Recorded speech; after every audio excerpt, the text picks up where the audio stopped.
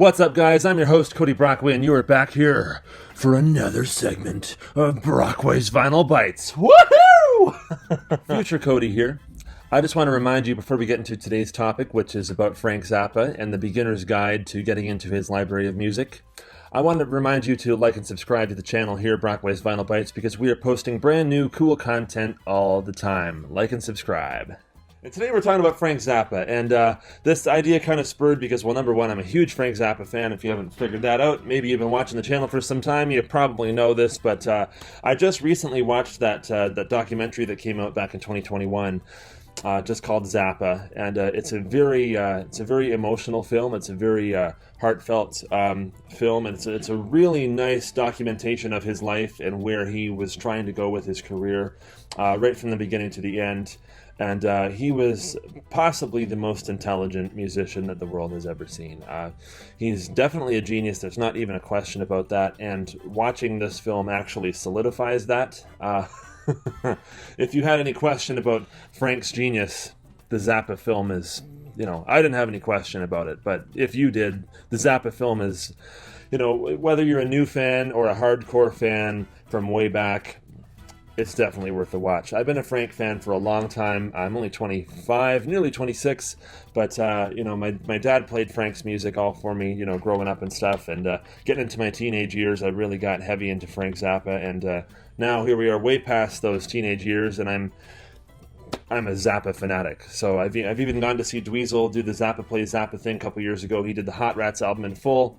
It was great. But what we're doing today is the beginner's guide to Frank Zappa. So if you're not that familiar with Frank and you're just kind of looking for some songs to dip your toes into his discography, his catalog, whatever, then you come to the right place. Of course, you can always pick up the Greatest Hits compilations, Strictly Commercial, or Zappatite. But I digress. Here's a list that I put together that I think, for beginners, is a healthy display of the compositional side of Frank and the lyrical side of Frank. Okay, for beginners, right? So with no particular order, let's just start off with number one, and Peaches on Regalia. 3.5 minutes, a beautiful, beautiful melodic instrumental piece. It opens up the Hot Rats album from 1969, and it's just fantastic. It's peaks and valleys all the way through, and it's truly just a beautiful, beautiful piece top to bottom. It's really good, and I think this is definitely a great place to start, no matter what direction you're coming from as a fan of music and coming into Frank. I think this is absolutely a fantastic place to start. Moving forward, you get the Yellow Snow Suite. Of course, if you get it on a compilation like Strictly Commercial, this is about, it's the Yellow Snow and Nanook Rubs It. It's the single edit, so it's only 3.5 minutes, but if you get it on the Apostrophe record right here, it's actually 10 minutes because the first 4 songs on the album flow together. But there's a lot of casual Zappa fans, if there is such a thing, but a lot of casual Zappa fans remember the refrain, watch out where the Huskies go, and don't you eat that yellow snow. And it's starting to document, we're starting to document here some of the funniness in his lyrics, and there's lots of that to come. But yeah, Yellow Snow is a great place to start. Don't eat the yellow snow, of course, it's just great.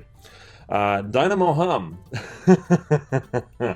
Also from the, it's from the Overnight Sensation record, actually, which was recorded around the same time as Apostrophe here. Dynamo Hum, what can I say about that? It's got Ralph Humphreys on the drums, laying down a really sick funk groove, the rhythm section just going at it. And of course, the middle of it is kind of like a musical porno with some of the lyrics in it. So if you like that really sort of, if you like some good comedy in your lyrics, this is a great place to go, Dynamo Hum. Great stuff. And over top of this really sort of funky pornographic type beat, the rhythm section, and Frank going, she looked over at me with a glazed eye. Oh, it's a lot of fun. It's an absolute classic. It's a great track. Dynamo Hum. I couldn't say where she's coming from, but I just met a lady named Dynamo Hum. And of course, it wouldn't be Frank Zappa without some of those weird melodic twists. So you get some of those and some cool time changes throughout the whole piece, and lots of great changes. It wouldn't be Frank without a lot of changes in it, right? A lot of good changes. Number 4, we got to the title track to the Joe's Garage album. We can jam in Joe's Garage. His mother was screaming, turn it down. You know, it's kind of like if Frank has a feel-good anthem, that's probably it. Joe's Garage, it's, well, all of his music makes me feel good, I gotta say. But one of those anthemic sort of things, again, it's one of the ones where the casual fans go, oh yeah, Joe's Garage, I love that song. And so it definitely has a following for sure.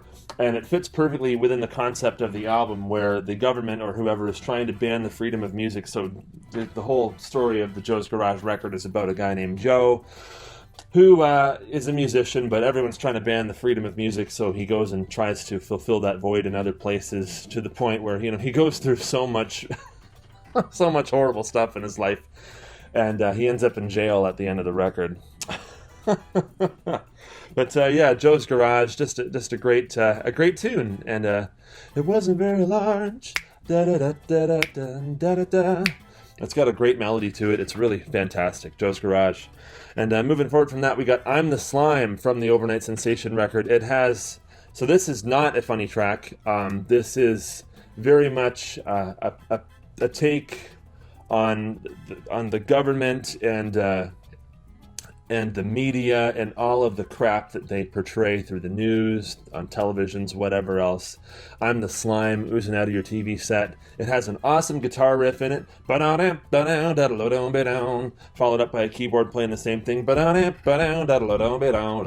So great melodies on that. It has Tina Turner actually doing some background vocals on that. So does Dynamo Hum, I forgot to say. But Tina Turner and the Ikettes providing some vocals on that. And Frank delivering this this message about the media in this sort of creepy way, but it really opens your eyes to a lot of things, you know. And that's what a lot of Frank's music does, is it really opens your eyes to not only the compositional side of things, but the lyrical side. And he has this really great way of portraying such a sort of political stance in a lot of his songs that really makes you understand what's going on. But yeah, I'm the slime oozing out from your TV set. Great stuff. And back to the sort of comedic side of things, you're going forward to the year 1977.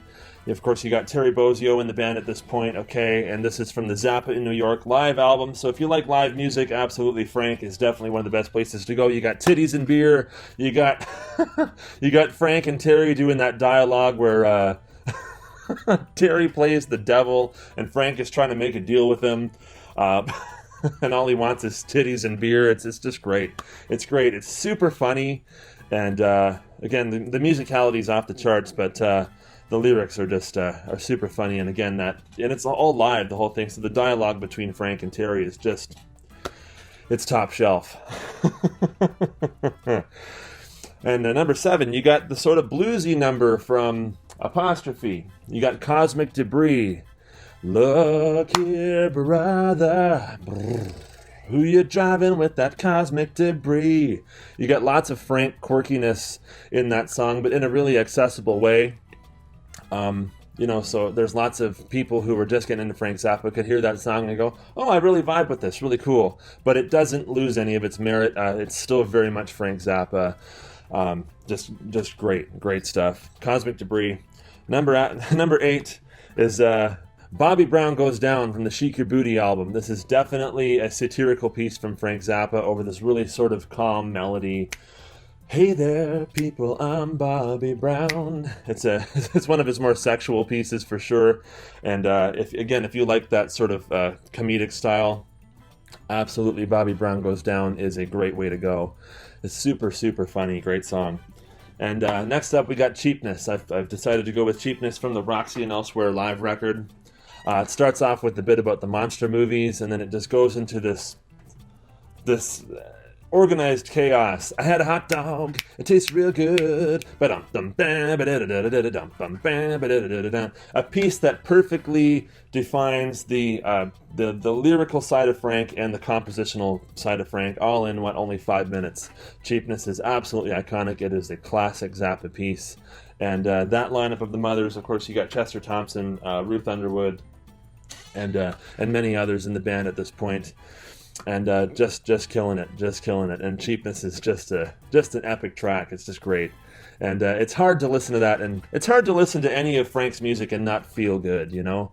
I mean, I love it. And there's such a positive, even with the political message in some of his songs, like, like I'm the Slime and such like that. Frank is just, he's the man. He's the man. He's the most incredible musician that the world has ever seen. And you've heard that right here on Brockway's Vinyl Bites. Which leads us to the final track in today's list. Is one of the things that many of the fans of Frank cite as arguably the greatest guitar solo. Maybe not only that Frank ever wrote, but one of the greatest guitar solos of all time. It is near the end of the Joe's Garage record. It is Watermelon and Easter Hay. That is Frank just laying it on with the emotion. It's an instrumental track, and it's just him going at it on his guitar, but beautifully in a way that only Frank can, because it is such a personal piece, even though it's it's an instrumental track, and it's just totally personal, and it's totally emotional, and it's meant to convey a mood within the concept of the album, but even if you're pulling it out as a separate track, it still puts you in that headspace. It's just one of those moody, beautiful, wonderful tracks.